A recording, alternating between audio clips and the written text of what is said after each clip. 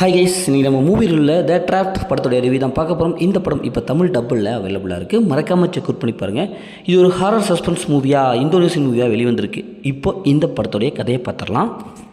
ஒரு அடர்ந்த ஆள் நடமாட்டம் இல்லாத காட்டுப்பகுதியில் ஒரு பழமையான ஒரு பில்டிங் ஒன்று இருக்குது. இந்த பில்டிங்கில் பேயெல்லாம் இருக்குது. இங்கே நாம் கழிக்கலாம், சந்தோஷமாக அப்படி ஜாலியாக இருக்கலாம் அப்படின்னு சொல்லிட்டு நம்ம ஹீரோ, அவங்க ஃப்ரெண்டு இவங்கெல்லாம் வராங்க. இவங்க காலேஜ் படிச்சுட்டு இருக்கிற ஒரு ஸ்டூடெண்ட்டு. அங்கே உள்ளே போய் பார்த்ததுக்கப்புறம் தான் தெரியும், அங்கே இருக்கிற பேயெல்லாம் இவங்களை அப்படியே ஒரு மாதிரி பண்ணுது. பயங்கரமாக ஒரு அமானுஷமாக போட்டு அப்படியே ட்ரில் எடுக்குது.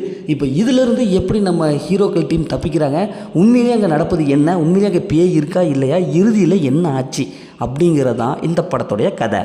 படத்துடைய பாசிட்டிவ்னு பார்த்தாவே இது நடிச்சு எல்லாமே நல்லாவே பர்ஃபார்ம் பண்ணியிருக்காங்க. படத்துடைய அந்த பிஜிஎம் நல்லாவே வந்திருக்கு. அதேமாதிரி படத்துடைய சினிமோட்டோகிராஃபிக் நல்லாவே கொடுத்துருக்காங்க. படம் ஃபஸ்ட் ஹாஃபில் அந்த பங்களாக்குள்ளே போனதுலேருந்து ஓரளவுக்கு படம் பிக்கப் ஆக ஆரம்பிக்குது. எல்லா கேரக்டரும் இவங்க நல்லாவே எழுதியிருக்காங்க. ஹீரோடைய கேரக்டர் நல்லாவே வந்திருக்கு. படத்துடைய பிஜிஎம் பொறுத்தவரை நல்லாவே இருக்குது.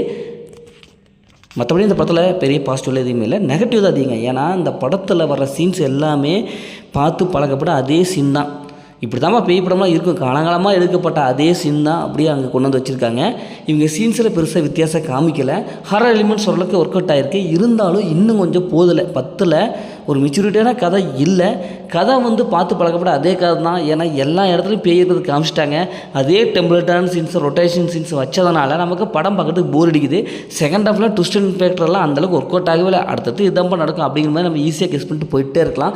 ஏன்னா அந்த மாதிரியான சீன்ஸ்லாம் செகண்ட் ஹாஃபில் இருக்குது. இந்த படத்தில் அதிபயங்கரமான வயலன்ஸ் சீன்ஸ்லாம் இருக்குது. ஆனால் அதெல்லாம் ஸ்ட்ராங்காக இல்லை, ஏனோ தானே எடுத்து வச்சுருக்காங்க. இன்னும் கொஞ்சம் விஎஃப்எக்ஸ்லாம் கொஞ்சம் நல்லாவே எடுத்துருக்கலாம். படத்தில் அந்த மாதிரி சீன்ஸ்லாம் இல்லைனாலும் கொஞ்சம் வயலன்ஸான சீன்ஸ்லாம் இருக்குது. அதனால் ஃபேமிலியோட பார்க்கலாம், வேணாலும் நீங்களே முடிவு பண்ணிக்கங்க. மொத்தம் அந்த படம் சூப்பராக சுமாரானா இந்த படம் ஒரு ஒன் டைம் வாட்சபிள் தான் நான் சொல்கிறேன். ஓகே, இதேமாரி அடுத்த ஒரு புதிய மூவி ரிவ்யூ சந்திப்போம்.